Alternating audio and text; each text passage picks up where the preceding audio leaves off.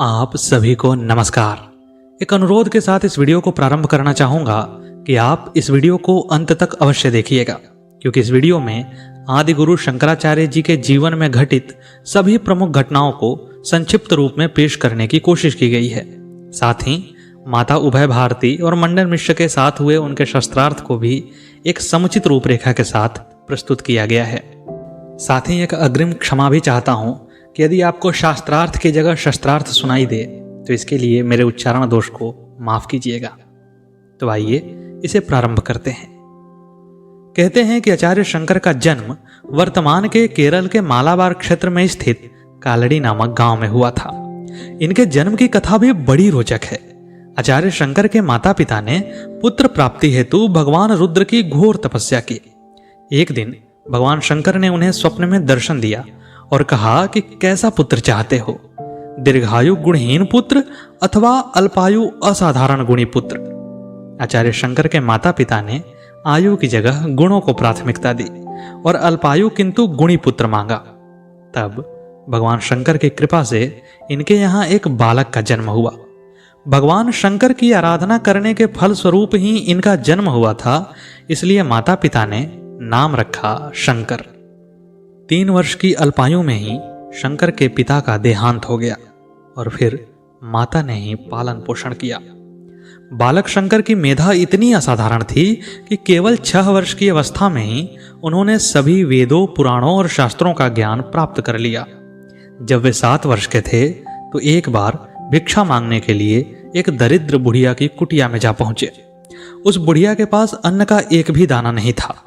उसने अपने घर में पड़े हुए आंवले के एक फल को बालक के हाथों में रख दिया और कहा कि भिक्षा के नाम पर उसके पास देने के लिए बस यही है। बुढ़िया की गरीबी को देखकर उस 7 वर्ष के बालक का हृदय द्रवित हो उठा और उस बालक ने तुरंत ही लक्ष्मी स्तोत्र की रचना की।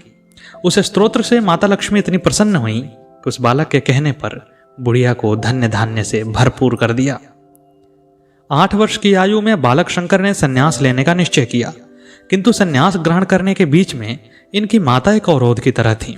वे कभी नहीं चाहती थीं कि जिस पुत्र को उन्होंने इतनी प्रार्थना के बाद प्राप्त किया है और जिसे पिता के निधन के बाद इतने जतन से पाला और पोसा है, वो सन्यासी हो जाए। इससे शंकर धर्म संकट में पड़ गए, क्योंकि वे माता की अवज्ञा भी नहीं करना चाहते थे और सांसारिक बंधनों में बंधकर भी नहीं रहना चाहते थे। लेकिन कहते हैं कि इसी के लिए भगवान ने एक बड़ी ही सुंदर सी लीला रची। एक बार बालक शंकर अपने माता के साथ नदी में स्नान कर रहे थे। माता किनारे पर बैठी कपड़े धो रही थीं और बालक शंकर नदी की बीच धारा में किलोल कर रहे थे। तभी बालक शंकर के पैर को एक मगरमच्छ ने पकड़ लिया। उनके बचने का कोई भी रास्ता नहीं दिख रहा था। अपने अंतिम समय में बालक शंकर ने चिल्लाते हुए कहा कि माँ, मुझे अब तो सन्यास की अनुमति दे दो। मेरा अंत समय आने वाला है, मैं कुछ क्षण सन्यासी के रूप में जी लूं। माता के पास कोई चारा नहीं था। उन्होंने बालक को सन्यास लेने की अनुमति दे दी। लेकिन तभी एक आश्चर्यजनक घटना घटी। उस मगरमच्छ ने बालक के पैर को छोड़ दिया, लेकिन तब तक आचार्य शंकर को सन्यास की अनुमति मिल चुकी थी।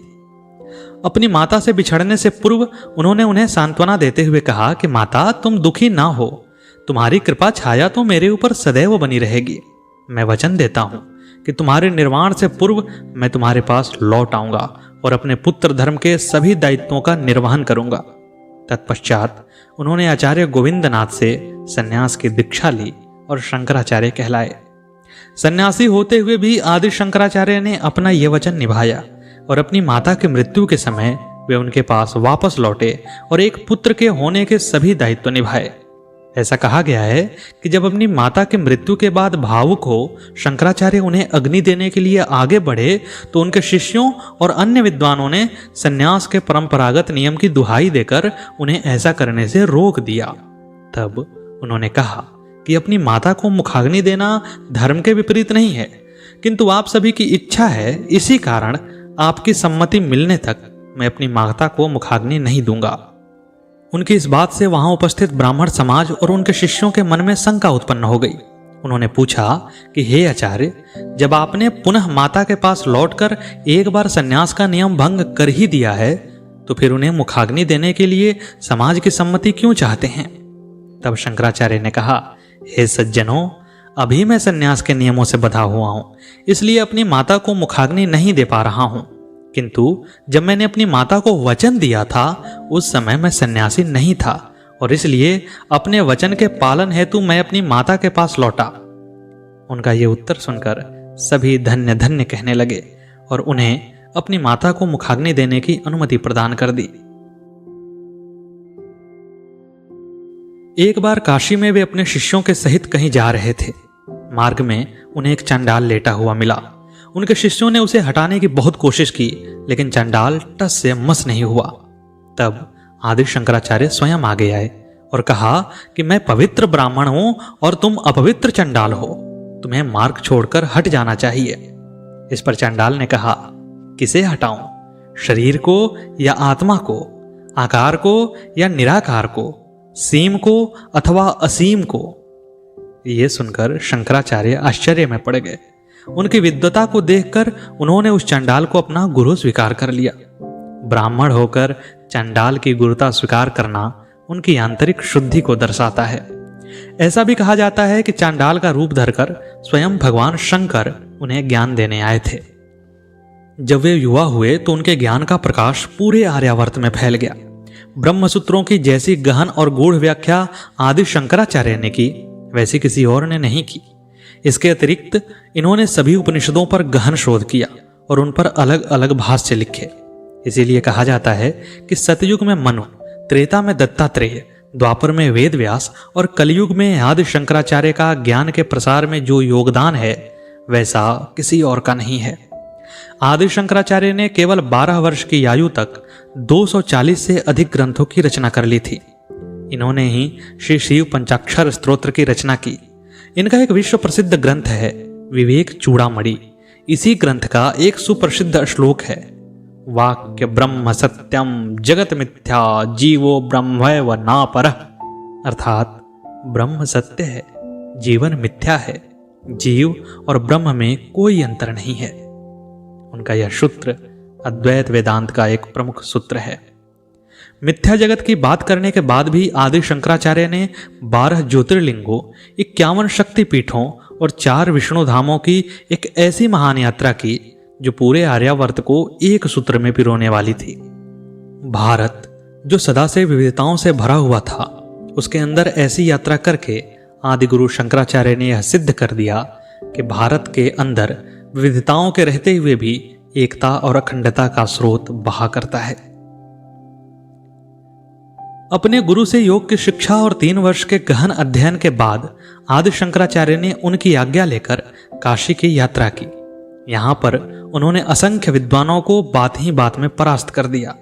किंतु उनका जो सर्वाधिक प्रसिद्ध शास्त्रार्थ का वर्णन आता है वो बिहार के मंडन मिश्र और उससे भी कठिन प्रतियोगिता मंडन मिश्र की पत्नी उभय भारती के साथ आता है। जब उत्तर भारत के सभी बड़े विद्वान शंकराचार्य के हाथों परास्त हुए तो उन्होंने उन्हें चुनौती दी कि वे मंडन मिश्र को शास्त्रार्थ में परास्त कर दिखाएं। तब आदि शंकराचार्य बिहार के महिषी अथवा माहिष्मती नामक स्थान पर पहुंचे, जहां मंडन मिश्र अपनी पत्नी उभय भारती के साथ रहते थे। मंडन मिश्र देश के प्रख्यात विद्वान थे और आज तक कोई उन्हें शास्त्रार्थ में पराजित नहीं कर पाया था। गांव में पहुंचकर आचार्य शंकर ने गांव वालों से मंडन मिश्र के विषय में पूछा। तब लोगों ने बताया कि आप इसी रास्ते आगे बढ़ते रहें, आपको स्वयं ही उनके घर का पता चल जाएगा। तब शंकराचार्य घूमते हुए एक ऐसे घर पहुंचे जहां पशु पक्षी भी वेद मंत्रों का पाठ कर रहे थे। उसे देखकर शंकराचार्य आश्चर्यचकित रह गए और समझ गए कि यही मंडन मिश्र का घर है। जब आचार्य शंकर वहां पहुंचे तो मंडन मिश्र और उभय भारती ने उनकी बड़ी आवभगत की। उसके बाद शंकराचार्य ने मंडन मिश्र को शास्त्रार्थ के लिए चुनौती दी, जिसे मंडन मिश्र ने हंसते हुए स्वीकार कर लिया। शर्त यह तय हुआ कि यदि आचार्य शंकर विजेता होते हैं तो मंडन मिश्र उनका शिष्यत्व स्वीकार कर लेंगे और गृहस्थ आश्रम को छोड़कर सन्यासी हो जाएंगे, तथा यदि मंडन मिश्र विजेता होते हैं तो आचार्य शंकर को उनका शिष्य बनना पड़ेगा। दोनों ने शर्त स्वीकार कर लिया और शास्त्रार्थ का समय भी तय हो गया। पर एक दुविधा थी कि 2 महापंडितों के मध्य हो रहे इस विवाद का निर्णयकर्ता कौन हो। तब शंकराचार्य ने ही कहा कि आप अपनी पत्नी को निर्णय करने दीजिए, वे सही सही बताएंगी कि कौन विजयी हुआ। उनकी ये बात सबने मान ली। फिर एक शुभ तिथि को अनेक विद्वानों के बीच भारती ने निर्णायिका का पद ग्रहण किया। उन्होंने दोनों विद्वानों के गले में एक एक पुष्पमालाएं पहना दी और कहा कि जिसके भी तर्क में दोष होगा, जिसका भी ज्ञान मलिन होगा अथवा शास्त्रार्थ के दौरान जिसका भी अपने भावों पर नियंत्रण समाप्त हो जाएगा, उसके गले में पड़ी यह पुष्पों की माला कुम्हला जाएगी और वह हारा हुआ घोषित कर दिया जाएगा। इस पुष्प वाली कथा का निहितार्थ यह है कि वहां शास्त्रार्थ को देखने सुनने के लिए अनेक लोग उपस्थित थे और वे सभी पुष्पमाला को अर्थात बाह्य स्वरूप को देख सकते थे। पुष्पमाला से निर्णय यानी ऐसा निर्णय जिस पर सबको भरोसा हो और कोई उभय भारती को अपने पति का पक्षपाती न कहे। कहीं कहीं इस कथा का जिक्र ऐसे भी आता है कि उभय भारती ने वह माला अंतिम दिन पहनाई थी और उसी दिन निर्णय हो गया था। इसके बाद आचार्य शंकर और मंडन मिश्र का शास्त्रार्थ प्रारंभ हुआ। आज से पहले किसी भी विद्वान को परास्त करने में शंकराचार्य को अधिक समय नहीं लगा था, किंतु मंडन मिश्र अद्वितीय थे। दोनों का शास्त्रार्थ करते हुए 3 महीने और 16 दिन का समय बीत गया, किंतु कोई निर्णय नहीं हो पाया था। कहा जाता है कि आचार्य शंकर भगवान शंकर के ही अवतार थे और वही मंडन मिश्र को ब्रह्मा जी का अवतार माना जाता है। साथ ही उभय भारती को सरस्वती देवी का अवतार माना जाता है। इसे हम ऐसे भी समझ सकते हैं कि आचार्य शंकर के मत का मार्ग ज्ञान मार्ग है, जो योगियों के लिए ही सरल है और आदि योगी हैं भगवान शिव, इसलिए आचार्य शंकर को भगवान शंकर का अवतार माना गया। वहीं मंडन मिश्र जिस वाद को लेकर के शास्त्रार्थ में उतरे थे वह लोक मत या कर्मकांड था। कर्मकांड का उदय लोक से होता है, लोक सृष्टि से आता है और सृष्टि के रचयिता ब्रह्मा जी हैं। और वहीं जो इतने बड़े महापंडितों के विवाद का निर्णय दे, उसे मां सरस्वती के अवतार के अलावा और क्या कहा जा सकता है। जब शास्त्रार्थ करते हुए 3 महीने और 16 दिन बीत गए तो एक दिन मंडन मिश्र के गले में पड़ी हुई माला कुम्हला गई, क्योंकि तर्क के दौरान उन्हें क्रोध आ गया था। उसी क्षण उभय भारती ने अपने पति को हारा हुआ घोषित किया। उन्होंने कहा कि आपकी माला कुम्हला गई है, आपके भावों पर नियंत्रण नहीं रहा, आपके तर्क समाप्त हो गए हैं और इसलिए आप हार जाते हैं। तब तक मंडन मिश्र ने भी आचार्य शंकर के प्रभाव को जान लिया था। उन्होंने अपनी पराजय स्वीकार करते हुए कहा कि हे भगवान, अब मैंने आपको जान लिया है। आप संसार के कारणभूत हैं, समस्त विशेषों से रहित हैं। ज्ञान मात्र स्वरूप होते हुए भी आपने अज्ञानियों के उद्धार के लिए ही यह शरीर धारण किया है। वस्तुतः आप शरीर से रहित हैं। हे आचार्य, कर्म रूपी यंत्र पर चढ़कर मैं तप, शास्त्र, घर, स्त्री, पुरुष, भृत्य तथा धन आदि में अभिमान रखकर संसार रूप कूप में गिरा हुआ था। उससे आपने मेरा उद्धार कर लिया। पूर्व जन्मों में अर्जित अनंत पुण्यों के प्रभाव से मैंने आपके दर्शन का सौभाग्य प्राप्त किया है तथा आपसे शास्त्रार्थ किया है, अन्यथा यह सब कैसे हो सकता था। अब मैं अपने पुत्र, स्त्री, घर, धन, गृहस्थाश्रम, कर्तव्य, कर्म इन सब को छोड़कर आपके चरण की शरण में आता हूं। कृपया मुझे तत्व का उपदेश कीजिए, मैं आपका सेवक हूं। इस प्रकार जब बुद्धिमान मंडन मिश्र जी ने विनीत तथा मधुर शब्दों से आचार्य श्री शंकर का वर्णन किया, तब जितेंद्रिय श्री शंकर ने मंडन पर दया दृष्टि करते हुए उनकी स्त्री की ओर देखा। आचार्य के आशय को समझकर उभय भारती बोली, हे यतीन्द्र, मैं आपके अभिप्राय को समझती हूं। मैंने इस भावी घटना को अपने बचपन में ही एक तपस्वी के द्वारा जान लिया था। एक समय मैं अपनी माता के पास बैठी हुई थी, तब एक कांतिमान तपस्वी वहां पर आए। माता ने उनका आतिथ्य सत्कार कर लेने पर उनसे पूछा कि हे त्रिकालदर्शी महात्मन, मैं इस पुत्री के भाग्य के विषय में कुछ पूछना चाहती हूँ। इसकी आयु कितनी होगी, कितने पुत्रों तथा कैसे पति को यह प्राप्त करेगी, धन धान्य संपन्न होकर यह कितने यज्ञ करेगी। तब क्षण भर आंखें मूंद कर उन तपस्वी ने कहा, हे देवी, भूतल पर वैदिक मार्ग के उच्छिन्न हो जाने पर स्वयं ब्रह्मदेव वेद मार्ग के उद्धार के लिए मंडन मिश्र के रूप में अवतरित होंगे। जिस प्रकार पार्वती जी ने श्री शंकर जी को, लक्ष्मी जी ने श्री विष्णु को प्राप्त किया, उसी प्रकार तुम्हारी कन्या भी अपने अनुरूप मंडन को पति रूप में पाकर समस्त यज्ञों को संपन्न करते हुए अपने पुत्रों के साथ बहुत दिनों तक प्रसन्न रहेगी। फिर इस लोक में दुष्ट मतों द्वारा नष्ट हुए उपनिषद सिद्धांत को स्थिर करने के लिए स्वयं आदिदेव महादेव नर रूप लेकर अपने चरणों से इस भूतल को अलंकृत करेंगे। उस यति वेशधारी शंकर के साथ तुम्हारी कन्या के पति का शास्त्रार्थ होगा, जिसमें इसका पति परास्त होकर गृहस्थ आश्रम का त्याग कर संसार को शरण देने वाले आचार्य शंकर की शरण में चला जाएगा। इतना कहकर वे तपस्वी तो चले गए।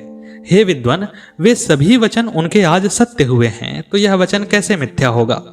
परंतु हे आचार्य, अब तक आपने पंडितों में श्रेष्ठ मेरे पति को पूरी तरह से नहीं जीता है, क्योंकि मैं उनकी अर्धांगिनी हूं और आपने अभी तक मुझे नहीं जीता है। इसलिए मुझे जीतकर आप इन्हें अपना शिष्य बनाइए। हे महात्मन, आपके साथ शास्त्रार्थ करने के लिए मेरा मन उत्कंठित हो रहा है। सरस्वती स्वरूपा मंडन मिश्र की पत्नी उभय भारती के इस विलक्षण शास्त्रार्थ के प्रस्ताव को सुनकर आचार्य शंकर विस्मित हो गए। उन्होंने आश्चर्य जताते हुए कहा कि यह तुम्हारा वचन अनुचित है, क्योंकि यशस्वी पुरुष महिला के साथ वाद विवाद नहीं करते। इस पर उभय भारती ने प्रतिवाद किया कि हे भगवान, यदि आपके मत का खंडन करने के लिए कोई चेष्टा करता हो तो चाहे वह स्त्री हो या पुरुष, उसके प्रतिवाद का उत्तर देने का प्रयत्न अवश्य करना चाहिए। और हे महापुरुष, क्या महर्षि याज्ञवल्क ने विदुषी गार्गी से या आत्मज्ञानी महाराज जनक ने तेजोमयी सुलभा से शास्त्रार्थ नहीं किया था? क्या स्त्री से शास्त्रार्थ करने पर भी वे यशस्वी नहीं माने जाते हैं? तब उभय भारती के युक्ति युक्त वचनों को सुनकर श्रुति रूपी नदियों से पूर्ण समुद्र के समान आचार्य श्री सर्वज्ञ शंकर जी ने सरस्वती उभय भारती के साथ शास्त्रार्थ करना स्वीकार कर लिया। तत्पश्चात एक दूसरे को जीतने के लिए उत्सुक शंकर और सरस्वती में वह शास्त्रार्थ प्रारंभ हुआ जिसमें बुद्धि की चतुरता से शब्द की झड़ी लग रही थी। इन दोनों के विचित्र पद विन्यास और युक्तियों से भरे कथन को सुनकर लोगों ने न तो शेषनाग को ही कुछ गिना, न सूर्य को, न बृहस्पति को, न शुक्राचार्य को। संसार में दूसरों की तो बात ही क्या है। संध्या वंदन आदि में निश्चित काल को छोड़कर न दिन में और न रात में ही यह शास्त्रार्थ रुका। इस प्रकार शास्त्रार्थ करते हुए इन दोनों विशिष्ट विद्वानों में 17 दिवस बीत गए। उनके मध्य जब सभी शास्त्रों के विवादों का निपटारा हो गया, तब उभय भारती ने अनादि सिद्ध समस्त वेदों और समस्त शास्त्रों के ज्ञाता आचार्य शंकर को अज्ञेय समझकर अपने मन में यह विचार किया कि अत्यंत बाल्यावस्था में ही इन्होंने संन्यास ग्रहण किया है और श्रेष्ठ नियमों से कभी हीन नहीं हुए हैं। अतः काम शास्त्र में इनकी बुद्धि प्रवेश नहीं कर सकती है, इसलिए मैं इसी शास्त्र के द्वारा इन्हें जीत लूंगी। ऐसा निश्चय कर उभय भारती ने आचार्य शंकर से प्रश्न किया कि काम की कलाएं कितनी हैं, उनका स्वरूप कैसा है, शरीर और शरीर के बाहर वे कलाएं किन किन स्थानों पर निवास करती हैं, स्त्री और पुरुष के कौन कौन से प्रमुख अंग कामदेव के निवास स्थल माने जाते हैं, शुक्ल पक्ष या कृष्ण पक्ष में उनकी स्थिति कहाँ कहाँ रहती है, युवती में तथा पुरुष में इन कलाओं का निवास किस प्रकार से होता है। इन प्रश्नों को सुनकर आचार्य शंकर धर्म संकट में पड़ गए। बहुत विचार करने पर भी वे कुछ नहीं बोले, क्योंकि वे सोच रहे थे कि उन कलाओं के विषय में कुछ ना कहूं तो अल्पज्ञ बनता हूं, और यदि उत्तर देता हूं तो मेरे संन्यास धर्म का नाश होता है।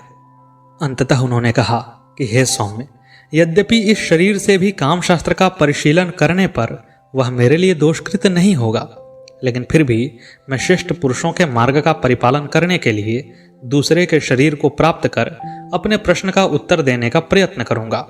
इसके लिए मुझे 1 माह का समय दीजिए।